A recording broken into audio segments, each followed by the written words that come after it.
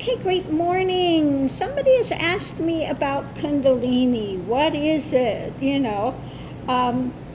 So Kundalini is what the Bible would term that the Holy Spirit. Okay, remember in the Bible it talks about this big wind went through and they had the flames above the head. It's Kundalini. Okay, basically Kundalini. It's the divine is. Everything is energy. Kundalini is that divine is the energy that, and it helps to move through the system. So I'm going to read what I wrote in my book on Kundalini. What's the purpose of Kundalini? Okay, so Kundalini is a concentrated, moving energy. It moves through the mental, emotional, physical, and causal bodies. This energy or moving conscious awareness travels through the body systems and activates all the cellular memories, all the conscious and unconscious held knowledge and beliefs. Once begun, it travels through the bodily system and the 7 layers of conscious awareness, bringing to consciousness directly through symbolism, feeling, and thoughts, everything that has been perceived, stuffed, held, or believed for review and discrimination. Okay? So I call it the rotor-rooter of consciousness. It unlocks all of these things that you have. And now, if you go, and I used to do energy work on people, different areas of bodies would hold different different past experiences and stuff, and they would unlock as you're working with it. Well, Kundalini does the same thing and unlocks all of these things for you to process through. Okay? It's a process of being able to see all the causal avenues and to clear them. Once more, going back to what is termed original mind, or clarity, or self-realization, or the enlightened state of being. In seeing and confronting directly the causal conditionings that create ego identity and bondage, they lose their hold and are transcended. Within the last step of being drawn into source or nirvikalpa samadhi, they are in essence shattered and no longer valid to your experience. This is why there is so much bodily activity and pain due to the opening of cellular memory. It, of course, will pass, as do all things. But what is important is not to focus on attempting to move more energy from blockages, but to relax and to be able to diffuse it by understanding it. Then the blockages are opened and transcended. Once Kundalini is activated, what is needed is to relax and learn to walk the middle path of balance. The Kundalini will move of its own accord. Your mission is to simply see what is rising and to continue to diffuse it by understanding and by surrender. Kundalini is not positive or negative within itself. It is neutral or sattvic in nature. It is your attention that perceives it as positive or negative. Once again, Kundalini is a process of bringing up all the cellular memories of self and of the evolutionary mind of mankind to be dealt with and walked through.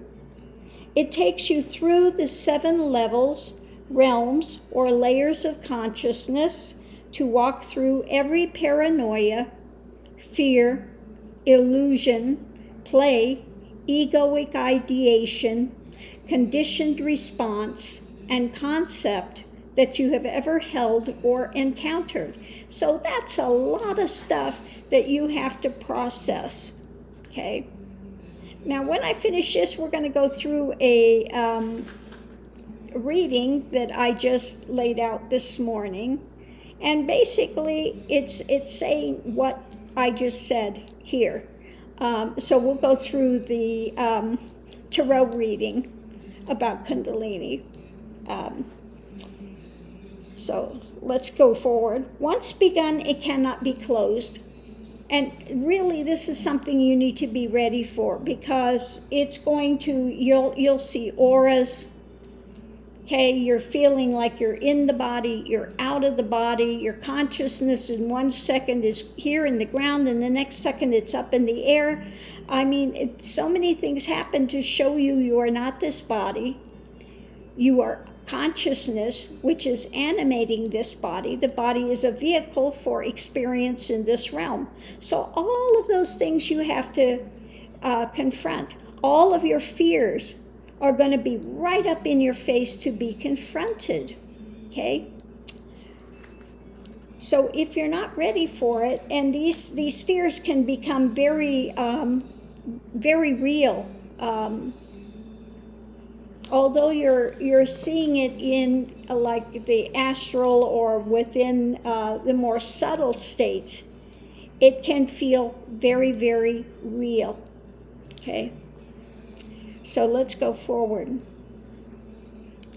Once begun, it cannot be closed. This is why it's imperative to have a Kundalini completed teacher that accepts the responsibility of helping you to completion. This is why the devotee-guru relationship is indispensable. The guru not only guides the sadhaka, but by their presence, but also helps to balance and accelerate their growth. This has inspired this book because there are so many that are lost within the midst of Kundalini awakenings. To wander through it alone can be truly attempting to navigate a hell realm and maze that can keep circling endlessly. What I offer is a way through the maze and realms to liberation instead of madness. Now, yeah, there is a reason they say madness and death, because again, you have to be ready for it. And these experiences that come they can be very overwhelming. Okay, you're dreaming of snakes, of fires, of buildings blowing up, of, vehicles which represent the body, fires represent Kundalini, snakes represent Kundalini. Buildings imploding, that's what happens as ego starts to break down. So, there are many things to see and to understand, and you really have to keep balance in the midst of this. But Kundalini, again, is that divine energy. It's Holy Spirit. It brings up all of these things to be flushed out. And so let me go through here what we have this morning. I wanted to do the explanation through tarot, and really what it came out was really the journey. You start in a place usually of pain. A lot of times you just want to get out of the pain of what's been going on. Or you want to know the truth. In my case, I just wanted to know God. I wanted to know truth more than anything else. That was my prayer since a young age, okay? So you start out here, you recognize you're not a whole person. You recognize, that something's missing, and you just want to know the truth, okay? So the challenge is the Hierophant, to gain that spiritual knowledge. So usually people will begin to look for a teacher, or in my case it was depending on spirit and the universe to come to know the truth, okay? But eventually, if you complete the path, you become the Hierophant. You become the one with the spiritual knowledge that can then go forward to aid others in their journey, okay? So you have to understand you don't know everything, and you have to depend on the universe, the divine is God, or a spiritual adept to help to move you forward, okay? So the conscious thought is about wanting to progress in life, in this case in a spiritual nature, not progress in life as looking for wealth and riches and fame and things of the world, but to, turn all of your worldly activities into spiritual, okay? So that's the conscious thought to begin with, is to take the journey, okay? Be ready for the journey, okay? So Kundalini awakens, and I can go ahead, we'll take this and then we'll go ahead and read different ways that Kundalini can begin. So let me get here. So I can read you the ways that Kundalini activates. So many ways that Kundalini can activate nowadays. So Kundalini may become activated by many ways. Here's a short list. So this is by no means all ways, but this will give you a pretty comprehensive list of, how it activates. By direct Shaktipat, like one battery charging another. By prayer and sincere seeking the truth and dedication to serving mankind. Through an intense shock to the system. Through childbirth. Spontaneously due to past lives working in this area. Through Reiki, either having done or working with. By participating in any chi-oriented martial arts system. Through yogic techniques. By drug use, and I don't ever recommend drug use, but it can activate things. From trance activities with heavy pranic overtones. By pranayama, breathing exercises. Again, I don't recommend this because if you are not under a great teacher and this fire breath and you awaken it and your system is not balanced, it can cause all sorts of difficulties. Or through rebirthing shocks. The ways and means are expanding, and it's becoming more and more common to see Kundalini awakenings come to the forefront. Now, once begun, some will have a short blast, a one-time experience, and then it can recede. But many will indeed, once started, continue on until one completes the journey by blowing out all the held conditionings and egoistic self-ideas that wrap around form and body-mind images. So just because you have a pranic surge, a one-time boom, something that happens, and then think you got Kundalini, that's not what I term a full Kundalini awakening. That's a quick pranic surge, okay? Kundalini awakening is once it wakes, then it continues to work on things, putting it together, tearing it apart, things continue ongoing, okay? So Kundalini awakening, again, once it's activated, there is no on and off switch. It's not like a practice, well, I'll sit down and do this a couple hours a day. It's 24 hours a day, 7 days a week, 365 days a year. And my journey in this lifetime, now I had Kundalini activated in other lifetime, but in this lifetime it was 35 years to complete. That's 24 hours a day, 7 days a week of these experiences that you can't get out of, okay? They are ongoing. So once activated, and this is something that is, like I said, it's a work in progress. A big thing about it is staying in balance, trying to maintain your balance going forward, okay? Eventually, when you get to the end of it, Kundalini gives you the wisdom, the knowledge, okay? You become that king of knowledge.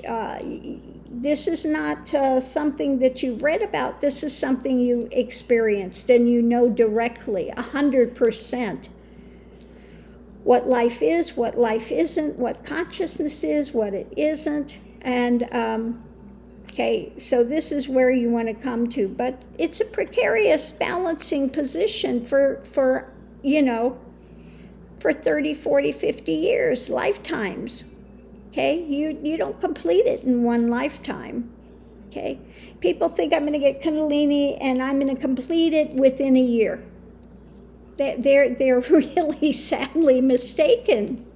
Okay, this is a balancing act for a lot of years. Okay, but in the end, when it completes, you have the knowledge. Okay.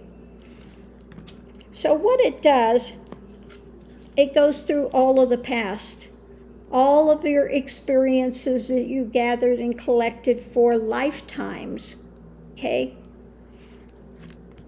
And through meditation and being aware, you have to, like I said, you have to be relaxed in it. You have to be focused on, the moment as it is. That's one of the main things, is to be fully conscious of each moment in a relaxed way, okay? And then it's going to, Five of Pentacles, you're going to lose everything that you thought you were, okay? So it may start out as, oh my God, I'm losing who I was. I'm not, you find out you've never been born, you've never died, you are not that person. All of these experiences were fantasy, were drama, were, as the stomach turns, your own soap opera, okay? So you face that feeling of loss at first, and you may lose your whole physical universe of things. It may be pulled away, okay, in order to get you to confront things. But in the end, this loss is actually gain. You lose the identification as a persona, as this,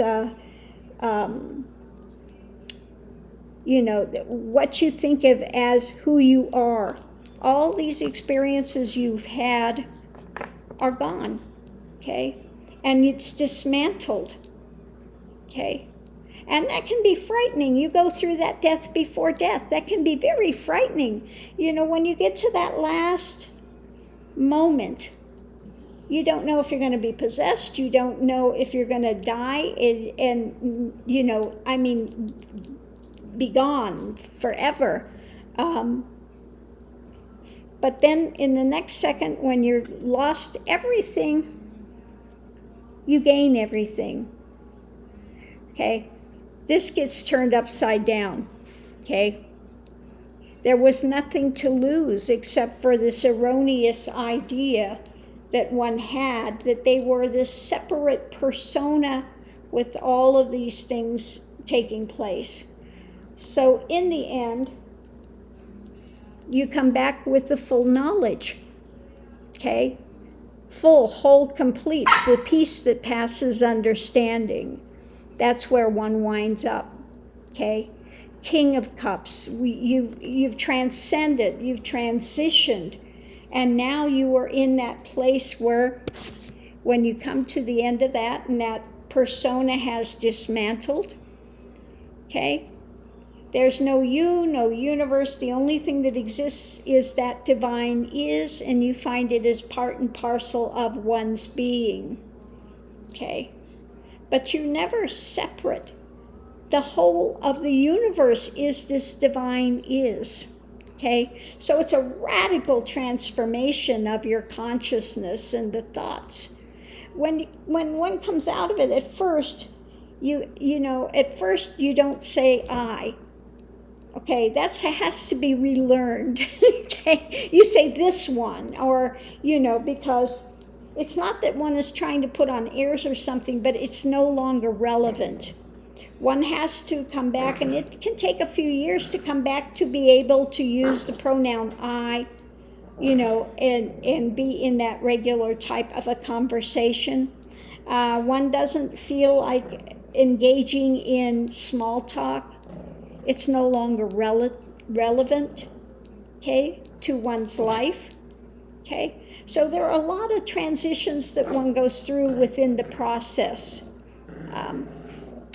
So eventually one has walked away from that former life of who and what they thought they were, and one gets spit out to start again, okay?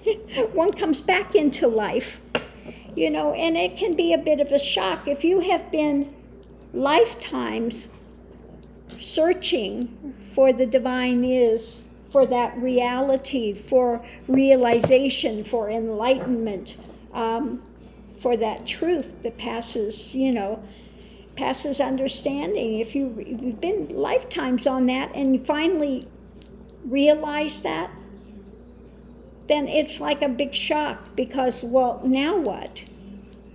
Because that's been your goal, that's been your whole focus for lifetimes, and now it's gone.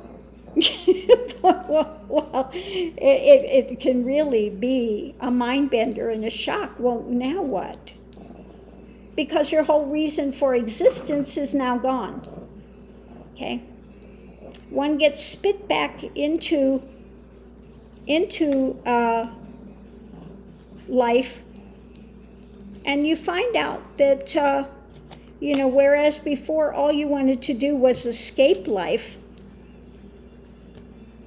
Okay, we'll go back here to the first. All you wanted to do at the beginning was to escape life, to be done with it. I so don't want to be here. I am so done with all of this. Okay. Then when you get spit back out into life, you find out that it wasn't that life was the problem. It was that one's mental ideologies was the problem. Okay. Then one has a new appreciation. You're spit back into life and you just see it for the experience. Okay. New experience, new things to enjoy, or to, so everything has changed and nothing has changed all in one instant. Your whole consciousness has changed. You're no longer in this grand pity party of poor me and this saga and this and that, okay? It doesn't mean that everything that you want is rosy red, that you wave a magic wand and you have a money tree out in your backyard, or that your body no longer feels pain. You're still subject to the laws of whatever plane of existence you're in, okay?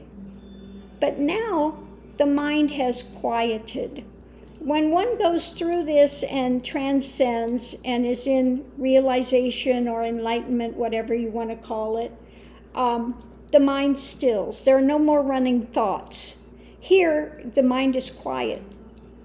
Whereas before, when I started this journey, the mind is just constantly going a hamster wheel on this and that and the other thing. When it completes, it's quiet. Okay? One has now done the journey, like my totem is the red-tailed hawk. You're like above the things and you're looking down and you can see things from a different perspective. You're not caught up in the thing. You see it from a more objective place. Okay? Now, what was interesting, I just saw recently, red-tailed hawk represents also Kundalini. The red tail is the Kundalini, that activation of that thing. So that was interesting to see as well. But yeah, you come back and you're in a whole different cognition, a whole different consciousness. And so many things of the world and the universe are just immediately understood. You understand about how things work, about how mind creates the scenarios, about what do they call that? I can't think of the name of it now. But your mind is the creator of all of the things here, okay? Quantum, how quantum works.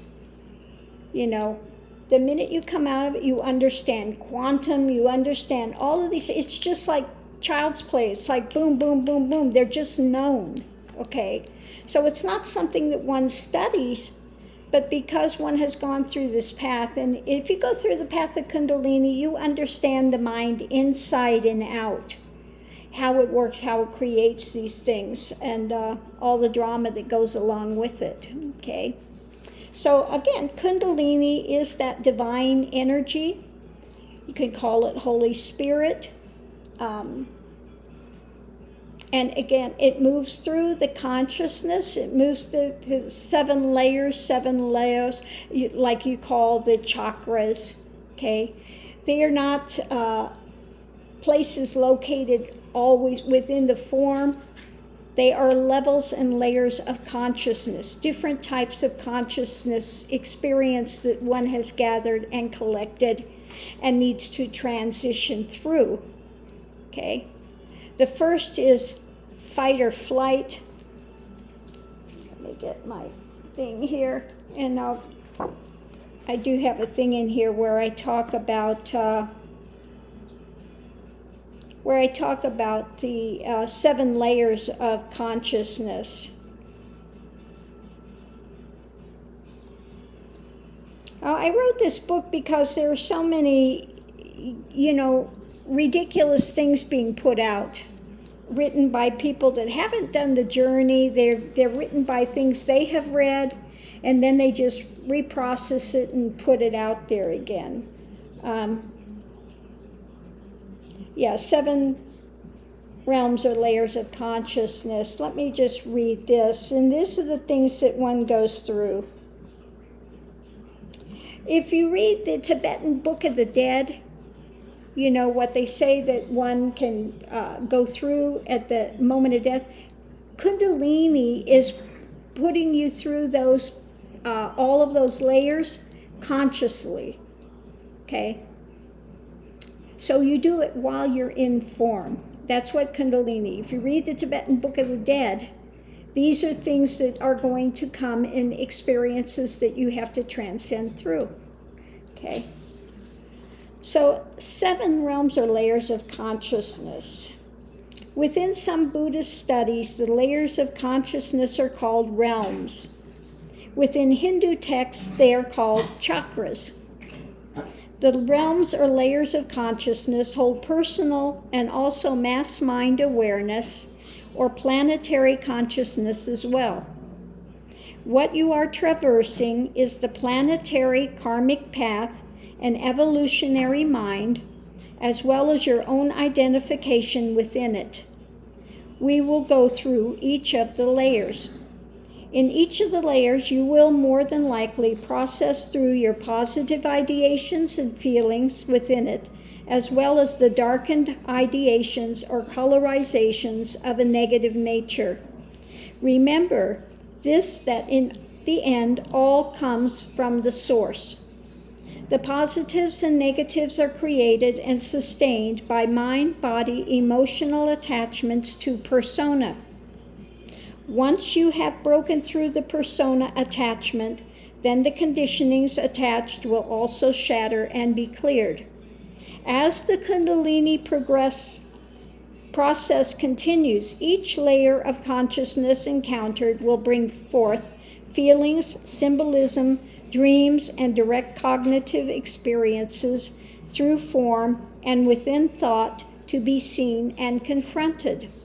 Eventually, it will reach a point in which one must see through the illusion of it and dispel it by surrender 100% to the source within.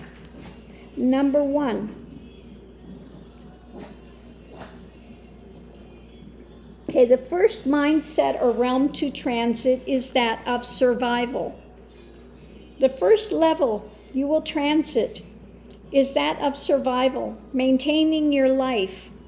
This brings up all the fears that are concerned with enough money, food, shelter, keeping yourself safe. This will bring forward the fight or flight response.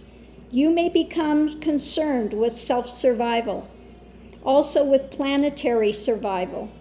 Be aware what may arise are fears and phobias concerning personal safety and also the fear of death.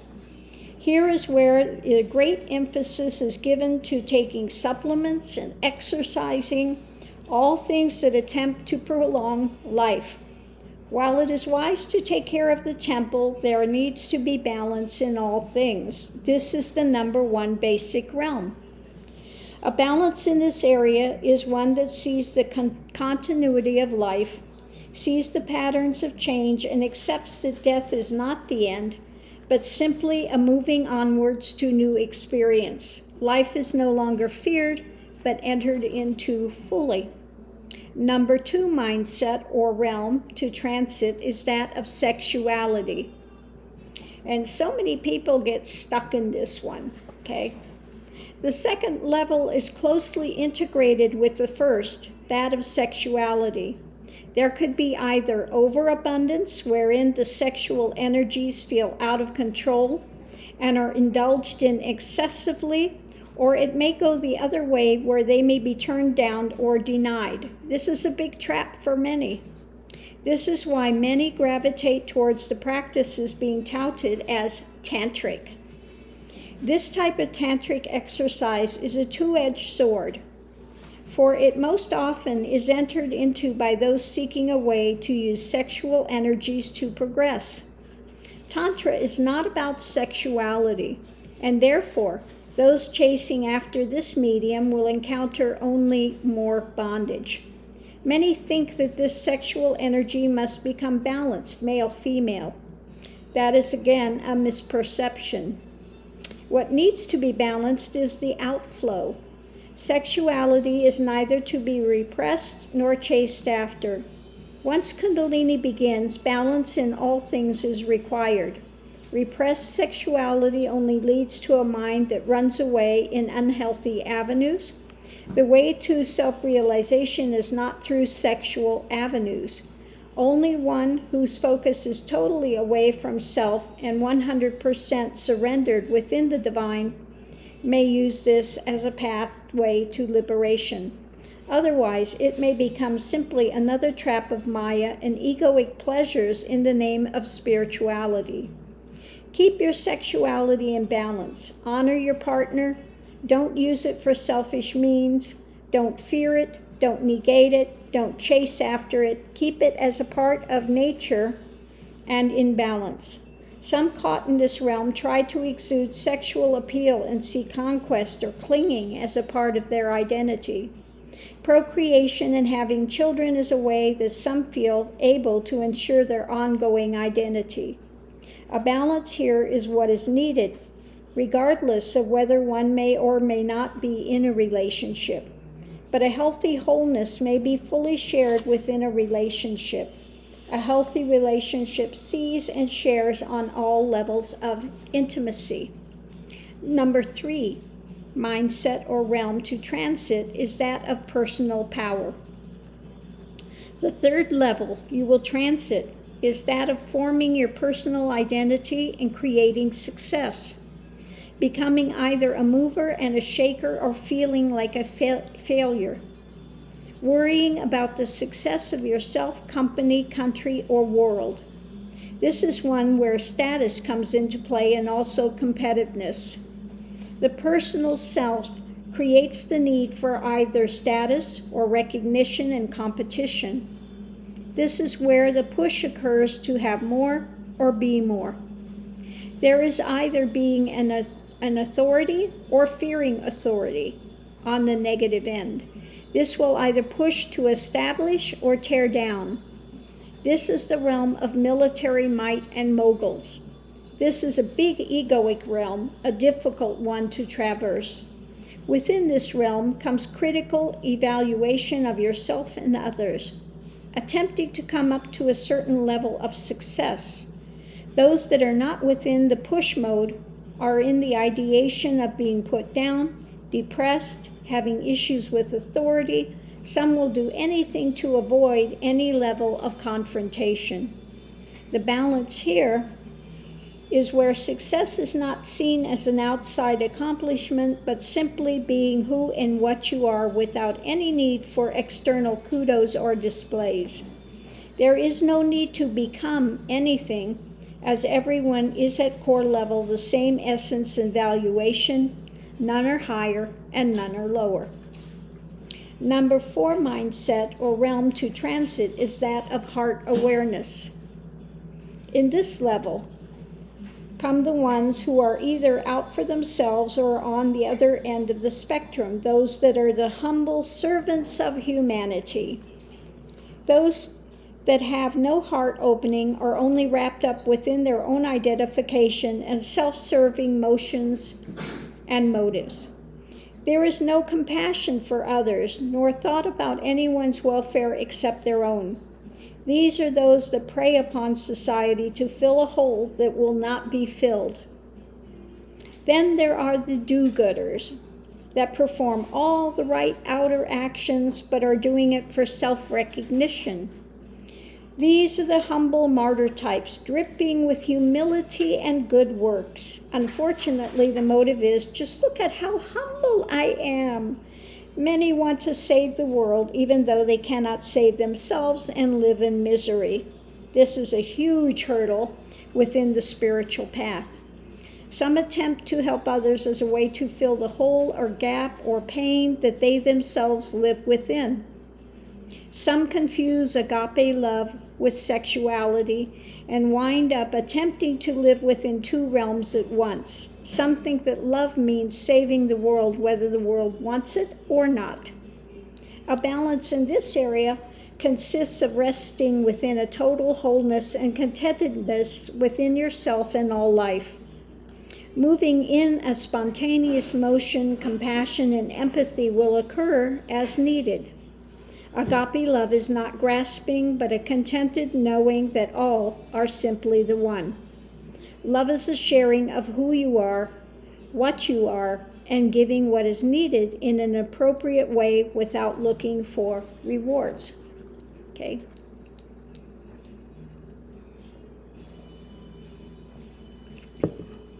Number 5 mindset or realm to transit is that of creative endeavor, vibrations. This is the land of the dark, void, bliss, or poison. This is where words may come through and the insights of various texts may become clear. Here is where you create by voice patterns of energy.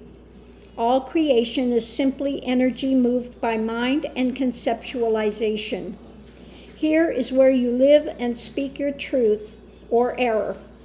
Here you actively enter creation. In the beginning, the Word was with God, and the Word was God. Word makes creationary drama. As you change your focus, your language will also change. You are what you speak. All of creation comes from vibration patterns.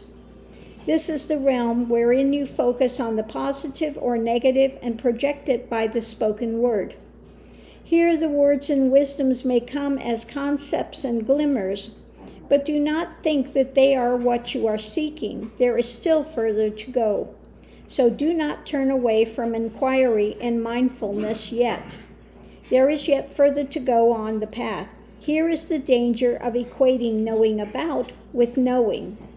Om, the highest mantra that one takes from division to pointed focus. Om takes one from sound to silence. Om takes one to the subtle formless.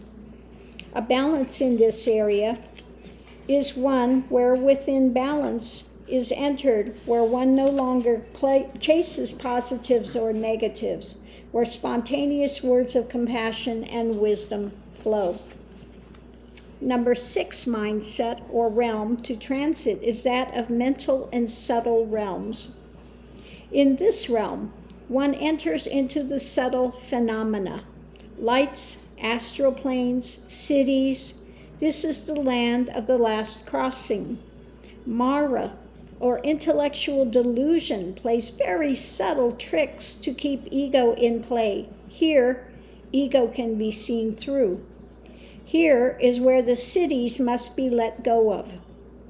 Here is where the mind either goes off on subtle experience or surrenders to the silence and one. All phenomena is of the realm of creation. To reach beyond creation and creator to source, this realm must be passed through. Here is the last great barrier. Here it is that you must be diligent and not be pulled into the world of psychic and paranormal. Here is where you must be firm in your commitment to turn your back on cities and powers. Here is the place where surrender is paramount, where neti or not this should be used when phenomena starts to pull you in. It is here that you can start to lose the self-identity and begin to enter into sarvakalpa samadhi. When balanced, the intellectual mind play ends and stilled awareness prevails. What is required comes as required. Nothing need be held. Sarvakalpa samadhi is found here. Okay, so we see, many are pretty far on their paths. You have a lot of the psychics and things there that are giving these things out, and it's they're in a different type of mindset. But again, if you want to get to realization, these things have to be let go of, okay, in order to move forward to that total still mind, okay? So number 7 realm is entered here, beyond the mind. Here in this realm, one enters into non-duality. One passes through the demise of the false egoic mind and conditionings. Blown out and shattered, what remains is the non-dual reality. Here is where one goes beyond mind and the senses into a nirvikalpa samadhi, into the primal source or essence, the pregnant void of infinite, unending potential, place of that which is beyond birth and death. Within here, all is stripped bare, then spit back into life as a new creation. From here, one will descend back into either heart or wisdom. There will be spontaneous action which has no center. This is the end of the search, but merely the beginning of life. Balance is when Sahaj Samadhi remains, where Advaita Dvaita are ever non-dual in nature. For within integration, within Nirvikalpa Sahaj Samadhi, the world of phenomena and transient are known to be empty in nature. Liberation remains if conditionings and egoic mind are not pulled back in. So there you have the path that Kundalini takes one forward to. Okay, come on, Mr. Max. Come on, Mr. Max. Mr. Max. Okay, big boy. So that's the path. You wanted to know what Kundalini is? Well, that's Kundalini in a nutshell. Okay. And through that, hearing about the different 7 layers of consciousness, you can see where people are, like you could see that Donnie Dark was in that delusional thing of the closed heart, that, and that ego,